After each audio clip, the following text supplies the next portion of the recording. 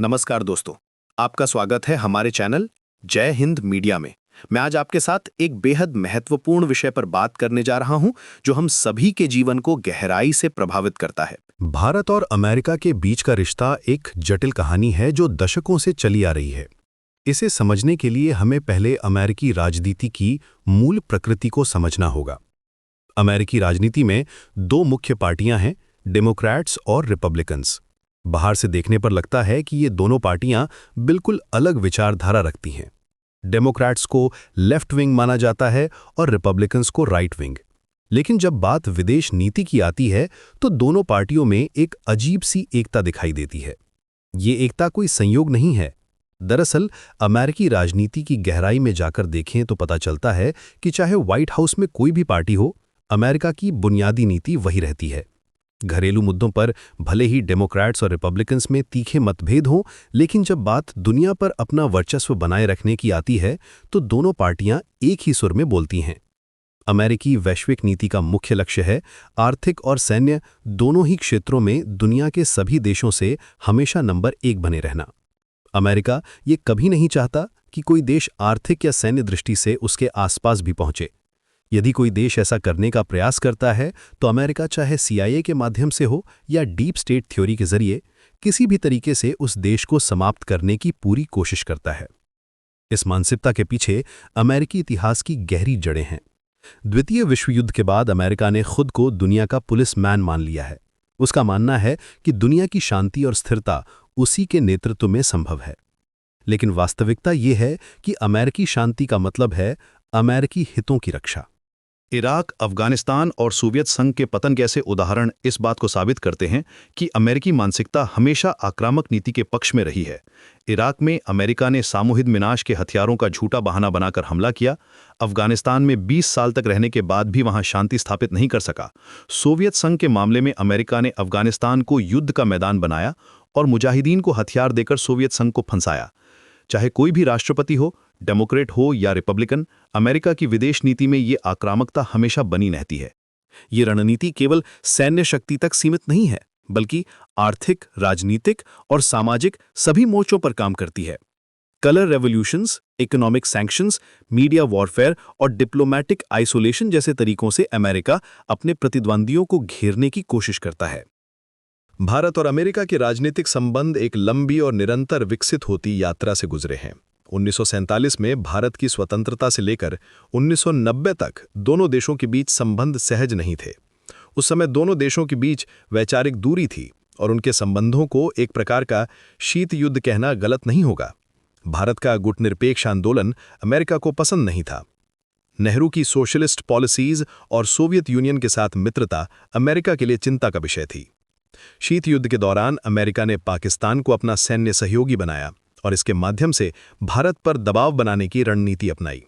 पाकिस्तान को F-16 fighter jets, pattern tanks और आधुनिक हथियार देकर साउथ एशिया में बैलेंस ऑफ पावर को अपने पक्ष में करने की कोशिश की।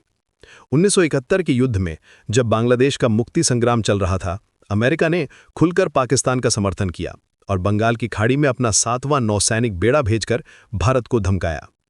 USS एंटरप्राइज का भारतीय तटों के पास आना एक स्पष्ट संदेश था कि अमेरिका भारत को पाकिस्तान के खिलाफ कोई डिसाइसिव एक्शन नहीं लेने देगा। लेकिन सोवियत संघ की न्यूक्लियर सबमरीन्स की मौजूदगी ने स्थिति को संतुलित किया। लेकिन यह सिर्फ शुरुआत थी।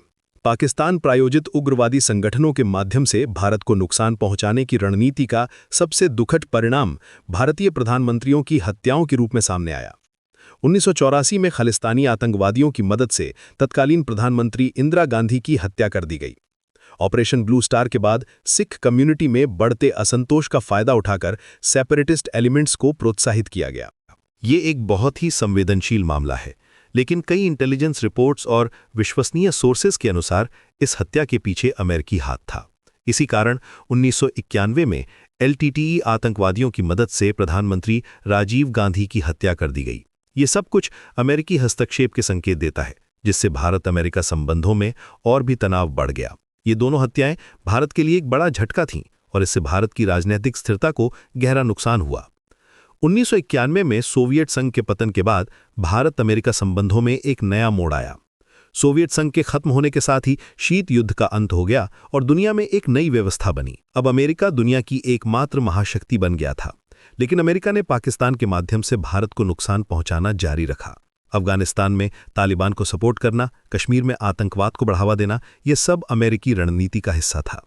1998 में जब अटल बिहारी वाजपेयी भारत के प्रधानमंत्री बने तो आर्थिक सुधारों और उदारीकरण के जरिए भारत ने अपने बाजार खोले।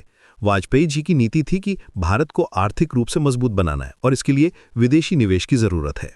इससे संबंधों में सुधार की उम्मीद बढ़ी। अमेरिकी कंपनियों को भारतीय बाजार में आने का मौका मिला और दोनों देशों के बीच व्यापारिक संबंध बेहतर होने लगे।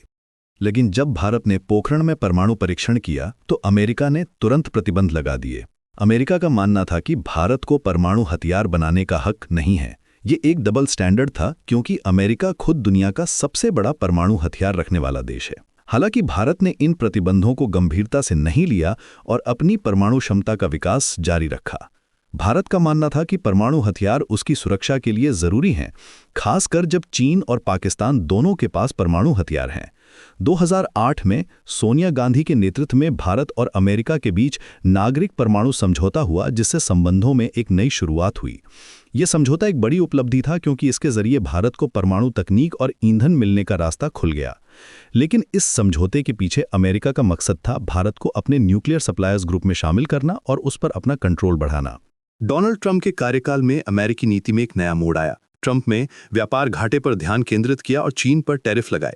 चीन के साथ ट्रेड वॉर के दौरान अमेरिकन सोयाबीन फार्मर्स को भारी नुकसान हुआ क्योंकि चीन ने यूएस सोयाबीन का इंपोर्ट बंद कर दिया।